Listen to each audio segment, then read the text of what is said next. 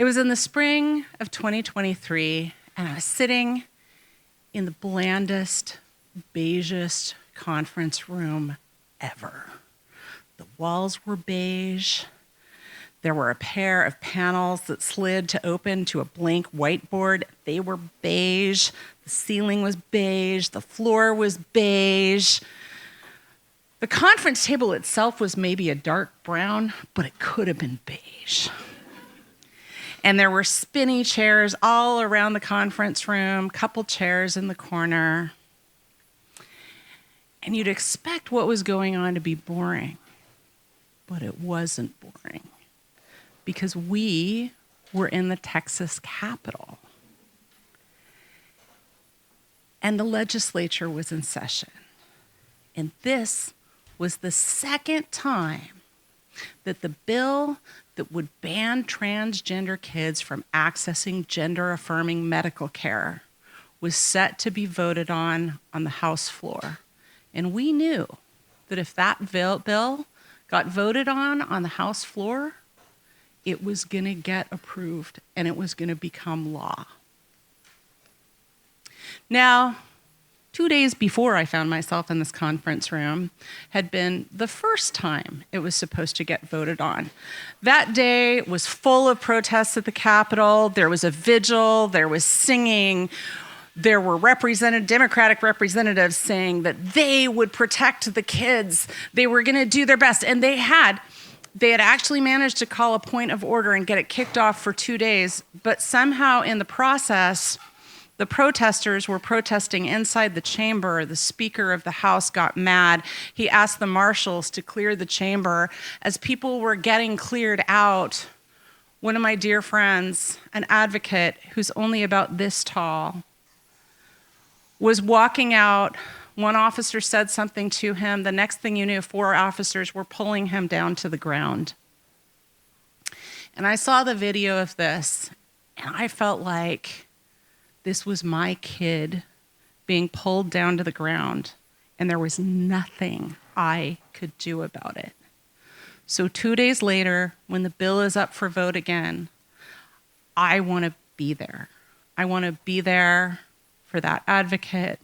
I want to be there for my kid who's about to become an adult. I want to be there for all of my friends who have trans kids. And so I showed up not knowing what kind of protest we were going to do, not knowing where I was supposed to be or when, but as a bunch of us were milling around in the Capitol extension in a large group, somebody came up to some of us and said, "Are you a parent of a trans kid? We have a place for you to relax and be comforted." And that's how I found myself in this conference room, a room full of parents whose kids were about to lose their rights to health care. And in that room, the organizer had brought us things that might help us relax. Wax sticks for fidgets, adult coloring books, things that are supposed to help you de-stress. And a social worker was there, and she wanted us to go around and talk about our questions about the bill and what was going on. And we went around the room, people shared their stories. One woman talked about how she was moving to New Zealand because there had been people who knew about her and her kid and would follow her home from work with guns. Somebody else talked about the death threats that her child had gotten after testifying against a similar bill in 2021. Somebody else talked about how she had managed to move her job to work from anywhere, but her husband wouldn't manage to move his job, and so they couldn't move out of state, and she was afraid they were going to get divorced over it. And story after story of the pain that this type of legislation and legislative bullying were causing my friends, the people in my community. And as this is going on, all I want to do is make it stop.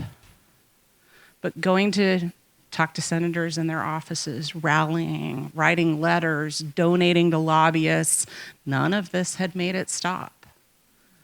I felt as powerless as my advocate friend was on the ground. I felt like the entire governmental system was putting their knee on the back of my community, and we couldn't do anything about it.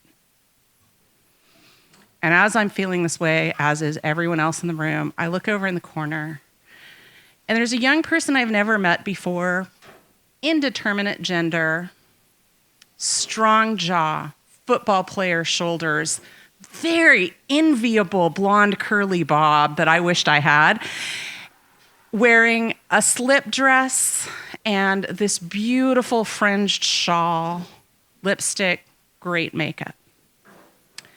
And this beautiful person suddenly looked, as all the stress was moving around the room like it had put itself into one invisible fist and punched them right in the face crumpling. And in that moment, something in me got lifted up out of my chair, over into the empty chair next to this complete stranger, and I opened my arms. And they fell into my arms, onto my shoulder, and just started sobbing. And I sat there being really calm and just trying to absorb it. Because in that moment, I just sat there and I didn't say a word, and I just breathed. And as this person sobbed, I thought, I'm breathing love into you. I just tried to breathe love into this complete stranger. And soon, their sobs started subsiding, and their breathing started to match my breathing. And we just sat there and kept breathing together for probably like a minute or maybe more, but it felt like about 20, because this is a really long time to be in an embrace with a complete stranger who you don't know. And then they finally said, "You're a good mom." And I said, "Thank you, I'm just trying to be here for you." And they just stayed in my embrace for a little longer. We just sat there hugging each other in that moment. And it felt like a really special moment where we were just sharing love. Soon, the couple friends who'd been sitting next to my partner in embrace came up to him and said, "Hey, our other friend is over by themselves in the Capitol, and we're going to go find them." And my embrace partner said, "Okay, I'm coming too," and disengaged. And as they disengaged, they looked at me and they said, "Thank you." And I looked at them and I said, "No, thank you." Because in that moment where this person was vulnerable with me and we could share space and share this moment of love, I realized that maybe I couldn't fix the legislature. Maybe I couldn't fix the bullying. Maybe I couldn't actually fix anything. But I could sit there and I could love someone as an act of resistance. And I suddenly felt not powerless, but empowered, even if that was the only thing I could do.